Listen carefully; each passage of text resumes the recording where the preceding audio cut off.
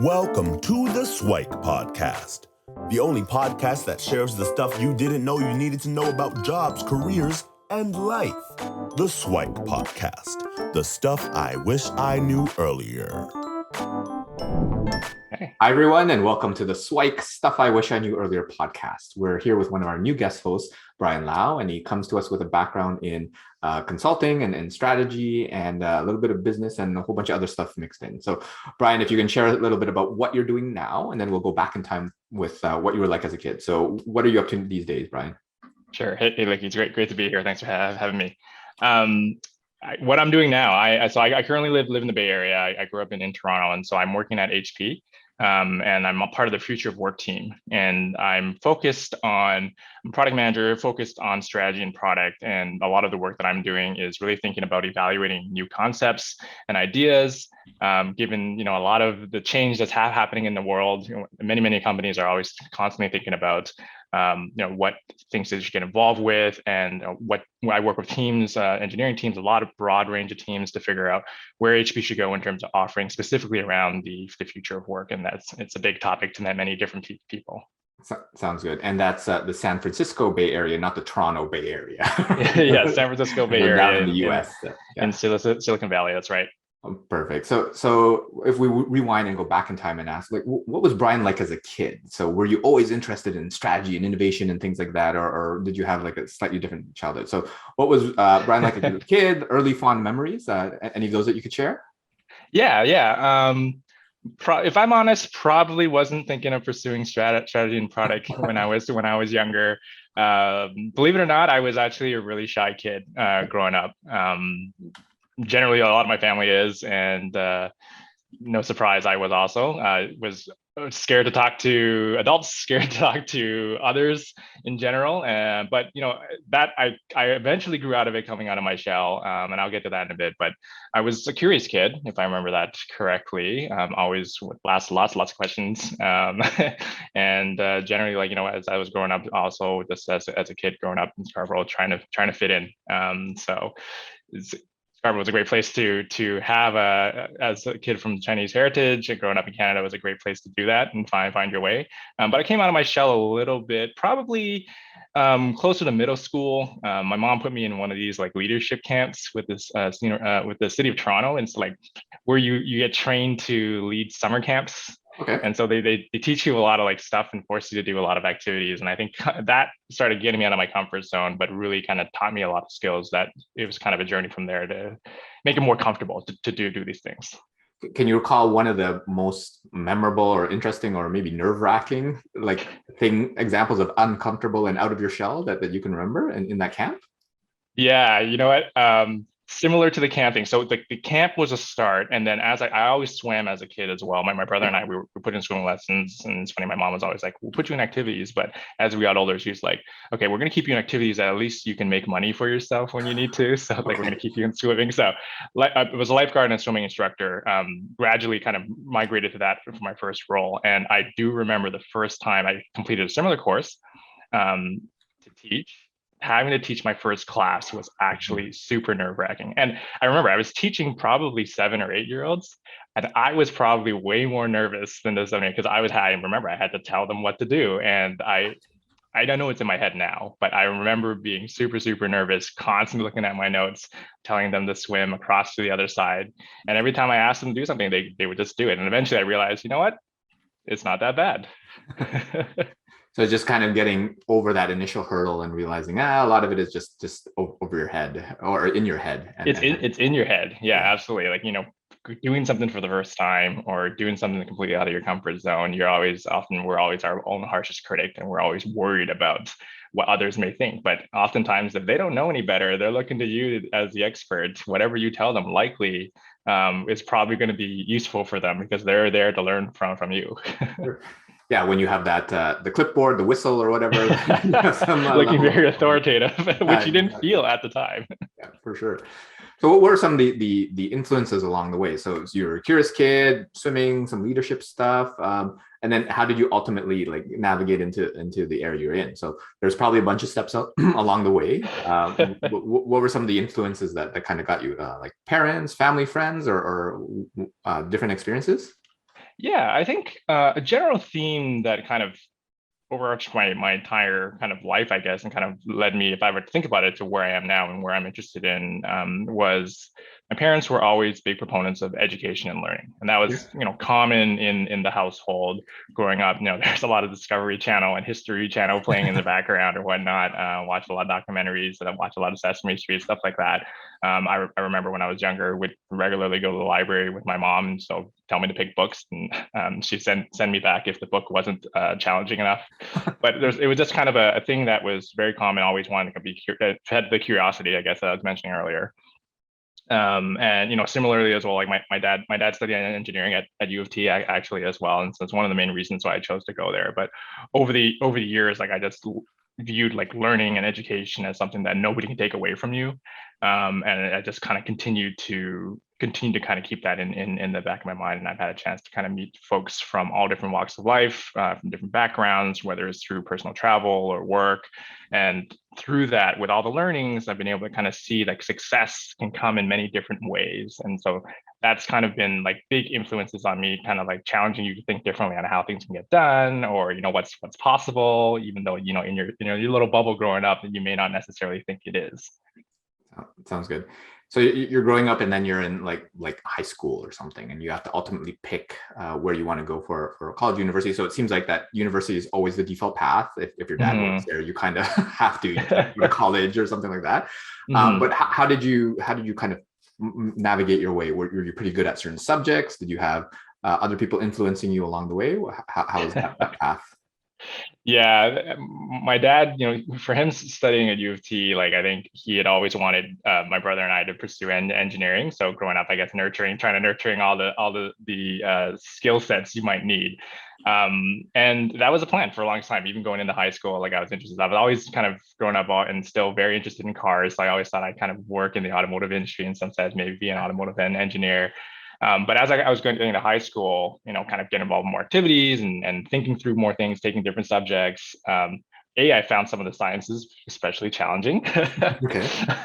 But you can take all the core courses that you would need to kind of go into engineering. But at the same time, I just found myself gravitating to a lot of the business courses that I was taking, and genuinely just thought, there's a decision point where I had to be like, okay, well, I have to think about what do I actually want to do? And looking into university programs when it was time to apply, I just found that I resonated with a lot of the business programs. And fortunately for me, my parents have always been supportive in terms of my brother and I picking something that we're interested in versus doing something that they want me to do. And so I'm lucky in that sense. I'm sure my dad was just disappointed at the end. My brother and I neither of us went into engineering, but we're both happy with the paths that we took. This is younger brother or older brother? Older brother. He's 3 years older. Yeah. And he went business as well, so he kind of paved the way He in that. he actually became an urban planner. And it was funny. Like I joke with him for a long time. We growing up, we played the game SimCity. I don't know if you played it when you're younger, but that was a game that he really loved and really played a lot. And it was almost like a foreshadowing or a hinting of that because he loved doing that, he ended up pursuing it, and he's a planner to this day. Yeah. That's amazing. So what was the conversation like with dad to kind of break the news to him that sorry, yeah, number one didn't go for the engineering and number two isn't either? Like, did you recall having to do that, or was it just Yeah, I mean, I remember a couple of conversations. I think my dad was probably in denial for a while. I think it was kind of just he didn't, and I respect a lot because he didn't want to influence my decision. Both my parents didn't want to influence our decision, but you can tell they were encouraging, they're, with all the sciences, it's great career paths to take if you go into engineering, which is true. It's not wrong. Definitely learned that, especially being at Deloitte afterwards and working with a bunch of engineers. But they're kind of like, they asked a lot of questions, right? It's like, well, what do you want to do with it? What exactly is interesting to you? And then, made me think, forced me to think about like what I would do with it, and made sure I understood like the career paths that were possible. And I wasn't just kind of being influenced by my friends who were going into the programs or whatnot. And so after having numerous conversations around back and forth, they're like, they came back to that overall theme of saying, hey, if this is something you want to do, you're the one who's going to have to study it. You're the one who's going to have to work the careers, and you're the one who's going to live the life. So we're supportive. Sounds good. So it sounds like that. Yeah, there's a little bit of nudging and maybe a little bit of awe. You sure about that? But Yeah. it sounds like that they let you go on your way. So now Yeah. you're in business school, and then you ultimately, well, at some point get into consulting and strategy and tech and stuff like that. But was that on the horizon? Was that on the radar in first year, like, or were you on the accounting, a lawyer, finance path as most typical business students? What was that kind of journey like? Yeah, it was quite a journey at UT Scarborough. Like there was a lot of different paths. It's very common in the business program, and as you probably know, a lot of folks like to choose accounting, and I'm not sure that's still to this day, but it was very common. The firms recruited heavily there. And so that was kind of my thought as well, like definitely similar to my parents telling us like how many great opportunities engineers have. Like as I was learning about accounting, there's hearing a lot of firms talk about how great the opportunities were. And so that was a thought at first. But at the same time, as I was taking the courses and as I was going through, I was enjoying like some of the other courses I was taking as well. And I was trying to understand, okay, what else is there to do out there? And I was fortunate to be part of the co-op program. So I did have a chance. I did a co-op term in corporate communications. I did a corporate communications term, and I also did one in product marketing. So I got to try different things, which I was kind of interested in, and the roles were interesting at the time. And my parents at the time were saying, if you don't know what you want to do, just try things. And so that was great advice, because at the very least, you'd find out what you don't like. So I just at the time, I think it was that decision point. I'm thinking like I have to commit to an internship and then eventually kind of go to my full-time job. And I was concerned that if I had picked accounting, I wasn't 100% sure if that's what I want to do then. And the path is pretty structured for the CPA CA route, where you have to do all your hours and whatnot. And so a lot of my friends had picked that, and I just wasn't. So something about it just didn't feel like I was ready to kind of commit to that. So I entertained a lot of things. I also had thought about applying to law school, talked to a bunch of lawyers as well to kind of get a sense of what the day in life was like, what the process was. That was very eye-opening. So I was essentially a little lost for the first couple of years. But eventually, it was really funny. Lloyd actually did an info session in my third year, and I think it was the first time they had done a consulting info session on campus, and that was the first time I learned about consulting. And it was, the way it was positioned was you work on a lot of different problems, and you can work across industries, and you can try a lot of different things, and you can learn a lot of different skill sets. And so that's what piqued my interest. Went down a rabbit hole researching, and then started saying, well, maybe I want to try that. That sounds good. And how was that hiring process? So by that time you're what, third, fourth year? So you have a little bit of runway, or is it just like, no, I'm graduating next month?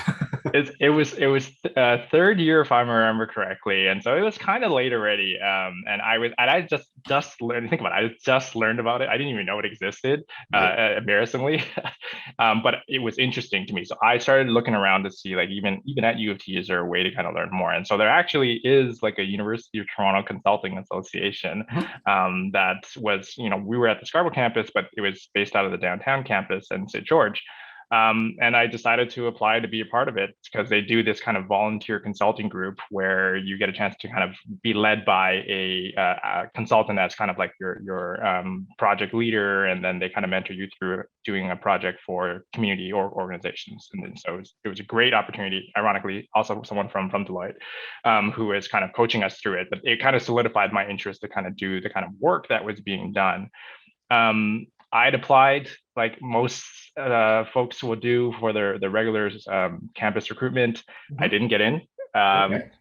I remember that it was disappointing, where I was hoping. I graduated off stream. I took a summer off. I had to kind of backpack a little bit, so I kind of graduated off stream. So the recruiting was a little off, and so I just ended up talking to as many companies as I could, research all the different firms out there, and kind of did cold calling and cold emailing and resumes, and had a couple of interviews, and eventually I was between two firms, one of them being Deloitte, and I ended up taking an offer at Deloitte, but it was for a different role. They had called me back for a different role, and it was in their kind of working for the chief information officer in the project management office, and doing a bit of IT strategy work. So started off there, and ended up kind of doing a whole bunch of different roles at the firm over the next decade.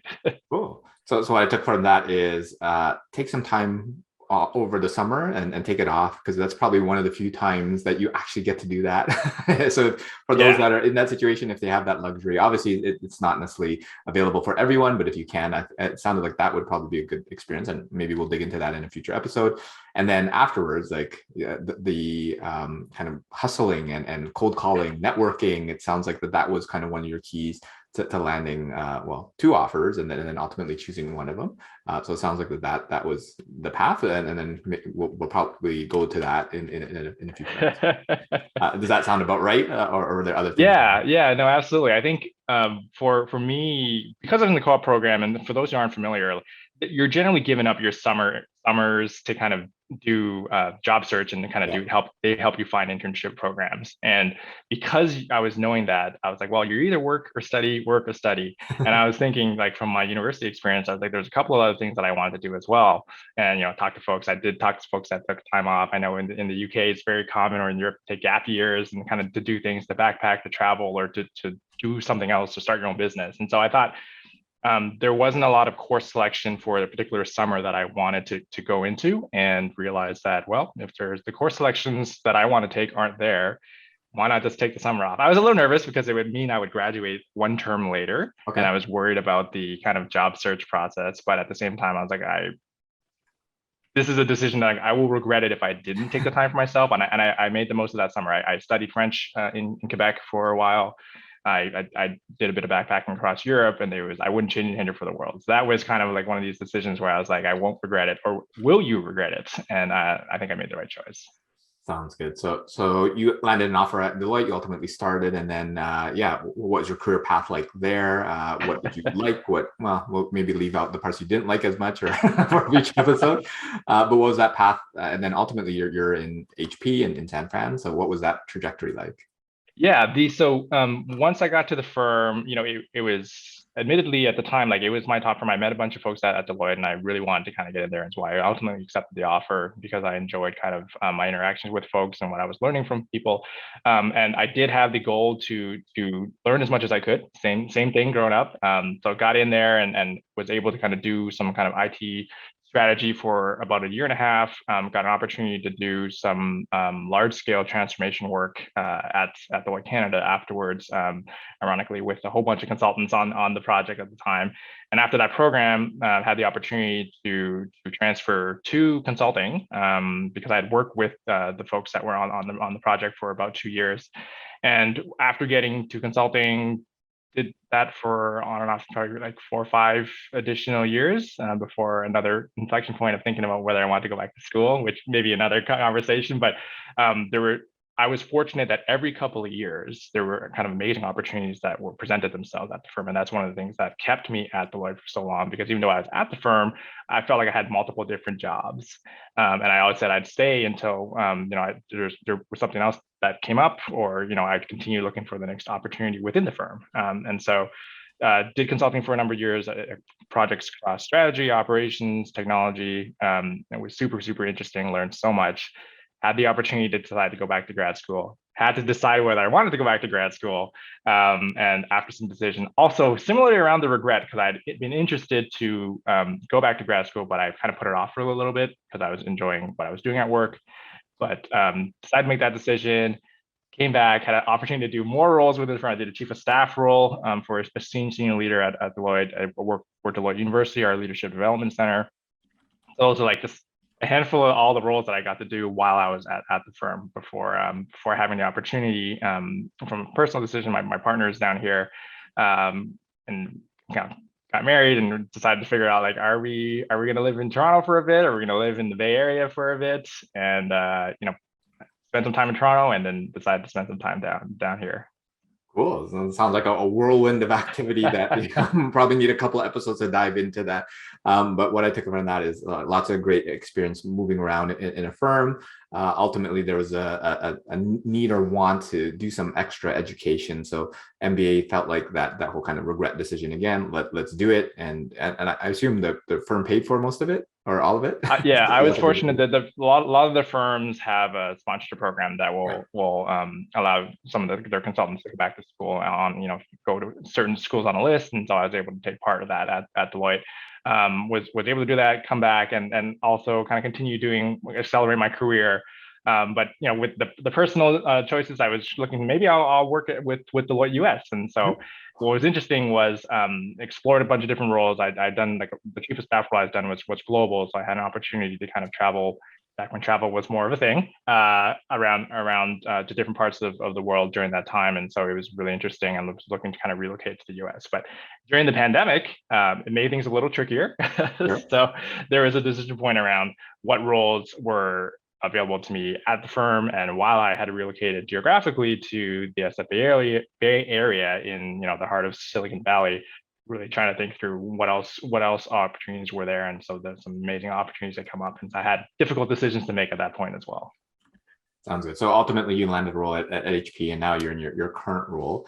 Can you tell us a little bit about kind of that journey to land that, and how you ended up doing what you're doing now?